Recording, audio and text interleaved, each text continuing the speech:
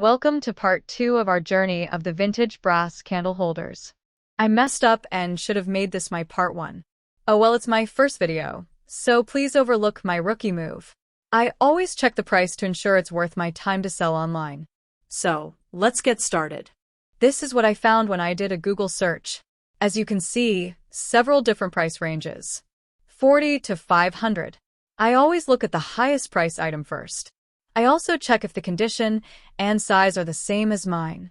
The ones on First Dibs are just like mine, just a few inches shorter, which is a plus.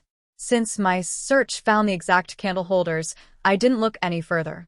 I'm using First Dibs price as my max price consideration. The reason is because they are professionals. The customer base is high scale and their reputation depends on their listings.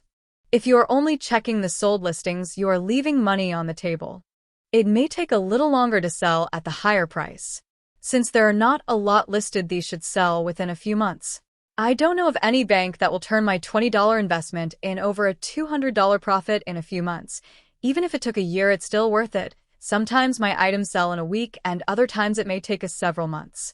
I am not a flipper, but an online seller with over 1,000 items, a large shop, electric bill, and other overhead. I don't overwork myself and enjoy a nice income. Let's go back to why looking at eBay's sold listings for prices shouldn't be the only thing you look at. eBay now is more of a flipper platform, and this is where a lot of newbies start. Not to say everyone is, there are a lot of seasoned sellers too. As far as home decor items sell really cheap, and some lighting too. I buy a lot on eBay and resell on my site for over 4 times the money. I also sell on eBay, Etsy, and Cherish. Here is a little guide to help you determine what price you could sell for. Since I have the high price, I need to look at my lowest selling price to ensure I make a profit and not lose money. Number 1. The cost. I paid $20 for the candle holders. Number 2.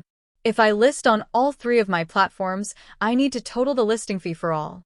Number 3. Shipping cost. I list almost everything with free shipping. Most expensive US shipping is California for me.